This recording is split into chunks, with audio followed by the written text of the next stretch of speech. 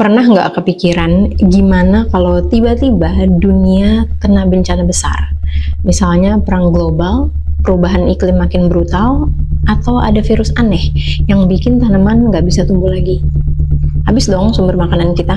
Ternyata ada satu tempat di dunia ini yang udah siap buat skenario terburuk itu. Namanya Svalbard Global Seed Vault. Ini bukan gudang biasa ya, tapi brankas, penyelamat dunia yang nyimpen jutaan benih tanaman dari berbagai negara. Tapi kalau ini cuma tempat buat nyimpen biji tanaman, kenapa lokasinya jauh banget ya di Kutub Utara? Kenapa nggak ada yang boleh masuk? Apakah tempat ini benar-benar buat kebaikan umat manusia, atau ada sesuatu yang kita semua nggak tahu? Kita bahas di Lipstick Biru, let's dive in.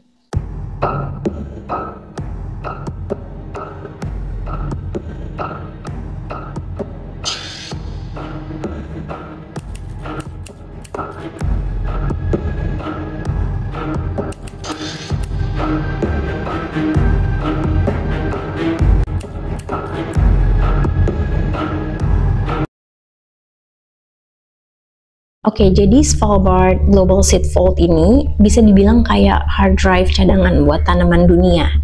Kalau suatu saat ada bencana besar yang bikin tanaman punah semua, benih dari sini tuh bisa dipakai buat mulai semuanya dari nol lagi.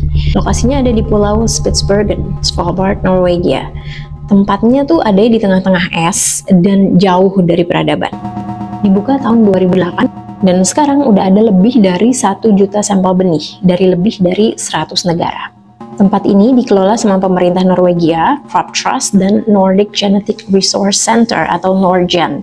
Negara manapun boleh nitip benih di sini, tapi ada aturan ketat buat yang mau ngambil lagi.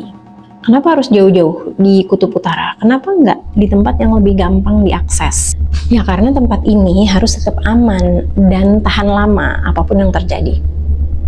Suhu di Svalbard bisa sampai minus 18 derajat Celcius. Jadi meskipun listrik itu mati total, benih masih bisa awet bertahun-tahun. Terus Svalbard itu bukan wilayah konflik, jadi nggak perlu takut ada perang yang merusak fasilitas. Bunkernya ada di 130 meter di atas permukaan laut. Jadi meskipun es kutub mencair, tempat ini tetap aman. Tapi ada kejadian unik di tahun 2017, gara-gara suhu global makin panas, es di sekitar bunker tuh mulai mencair, dan air masuk ke lorong di depannya. Untungnya, ruang penyimpanan benihnya tuh aman karena letaknya lebih ke dalam. Tapi kejadian ini bikin orang bertanya, beneran aman nggak sih ini tempat untuk jangka panjang? Jadi, ini bukan tempat kayak supermarket ya, yang kalian bisa asal ngambil barang terus keluar gitu. Ada aturan ketat untuk masukin dan ngeluarin benih dari sini. Benih dikemas dalam aluminium 3 lapis biar kedap udara dan nggak gampang rusak. Suhunya dijaga minus 18 derajat Celcius supaya benih tetap bisa tumbuh kalau suatu hari mau dipakai lagi. Rak penyimpanannya juga luas banget ya, bisa nampung sampai 4,5 juta sampel benih. Tapi ada aturan penting, benih yang udah masuk ke sini nggak bisa diambil sembarangan. Ini bukan buat eksperimen, bukan buat jualan, tapi murni cadangan kalau ada bencana besar. Beberapa negara yang menyimpan benih di sini antara lain Amerika Serikat, ada koleksi jagung, gandum, dan tanaman asli. India, variasi padi dari berbagai daerah.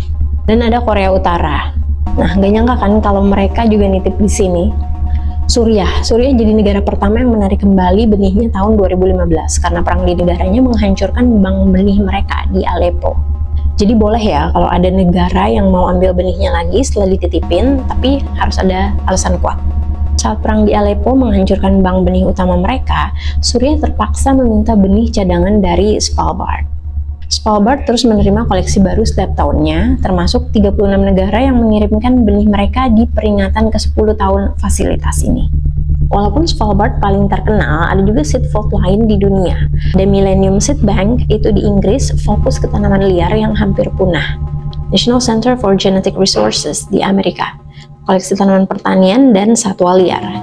International Rice Research Institute di Filipina, spesialis dalam penelitian padi. Tapi tetap aja Svalbard disebut sebagai asuransi terakhir kalau semuanya gagal. Svalbard Global Seed Vault adalah proyek global buat melindungi tanaman pangan dunia. Tentunya akses ke tempat ini tetap terbatas karena istilahnya ini tabungan pensiun ya, nggak bisa kalian ambil sebelum masa pensiun. Nah, menurut kalian apakah fasilitas ini cukup buat jaga ketahanan pangan dunia atau kita masih butuh solusi lain? diskusi yang baik di kolom komentar. Jangan lupa like, share, dan subscribe Lipstick Biru ya, supaya nggak ketinggalan video-video menarik lainnya. Bye!